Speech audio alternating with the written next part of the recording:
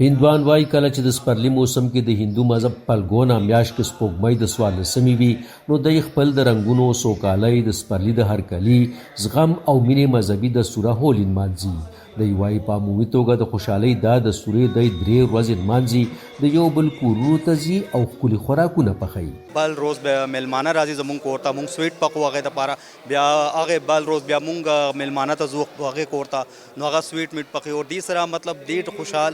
دا رنګونو تهوار دی، رنګونه مطلب خوشحالي روړې که نه دا دلته سوسایټي کې نو بس دا 3 روزه زمونږ تهوار کېږي نو ډېر دغه مینه سره او ډېر محبت سره دا منو. وایي هسې خو هندو مذهب کې هره میاشت څه ناڅه مذهبي دستوره وي خو هولي او دیوالي دوه داسې د خوشحالۍ دستورې دي چې ټولې نړۍ کې هندوان ډېر په مینه نمانځي، په خصوصي توګه میرمنې او ماشومان دې ته زیات په تمه وي. تاسو دوا عیدونه وي انداسې دا هندو ریلیجیسټي دي یا دوا غټ عیدونه وي انداسې وړه وړه ډېر زیات عیدونه وي څه غټ لیول باندې سه منو کېږي هغه یو هولي دی یو دیوالی دی نو دیوالی خپل بیک گراوند دی، هولي خپل بیک گراوند دی نو دی کې سه دی سه کوم پکوان څه پخېږي خوږه شیونه ورکې پخېږي عبادت نه ورځې آغاز کېږي هغې نه بعد یو بل ته مو رنګونه لګوو نه د خوشحالۍ ورځ وي نوي کول آغاز وي نو هغې آغاز سه دی مو د ښکلي ښکلي رنګونه لګوو. د دستورې په وخت پیغلو ګډاګانې وړاندې کړې، مذهبي مشرانو د خوشحالۍ سولې او پرمختګ لپاره دعاګانې غوښتې خو زیاتره ګډون کوونکو د هندو مذهبي دوه کردارونه لارډ کرشنا او رادا ډېر خوښ کړل. دا زموږ مذهبي کردار دی لارډ کرشنا،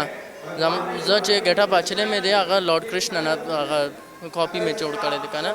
نو چې څنګه هغه د هغې کلوت او هغې لایف سټایل مې ښودلی دی چې څنګه هغه تېرېږي او څنګه د هغې ډیزاین او څنګه چې تېر شوی هغه دی او دا ما سره راده دی. د هندوانو دغه د خوشحالۍ دستورې کې نورو مذهبونو سره تړاو لرونکي لکه مسلمانان، عیسویان، بایان او سکان هم موجود وو. ټول کمیونټیز په یو ځای راغلي دي او هندو کمیونټي سره هغو دا چې کوم تهوار دی سیلیبریټ کوي لګي او دا یو پازیټیو پیغام دی او دا د زموږ پاکستان طرفه بار ملکونو ته هم ځي ولې چې تاسو کسي چې دا تهوار په انډیا کې خلک چې دی په ډېر جوش و خروش سره مناو کوي نو داسې پاکستان کې هم دا زموږ چې کوم مسلم کمیونټي دی دا مو سره په هر خوشحالۍ کې مو سره په یو ځای کې وي. دا په داسې مهال ده چې پاکستان کې د 2018 سرشمیرو تر مخې د هندوانو شمیره 4.4 میلیونه ښودل شوې ده خو د پاکستان د بشري حقونو کمیشن 2013 راپور کې ادعا کوي چې 1000 هندو کورنۍ دلته نه هند ته په کډه تللي دي. دغه ورځ د مسلم لیگ نواز ډلې د مرکزي اسمبلۍ غړي ډاکټر رمیش کمار 2014 کې ویلي هر کال تر 500,000 پورې هندوان د پاکستان نه هند ته په کډه کېږي. د همکار هاشم علي سره مدثر شاه، وایس آف امریکا، ډیوا، پېښور.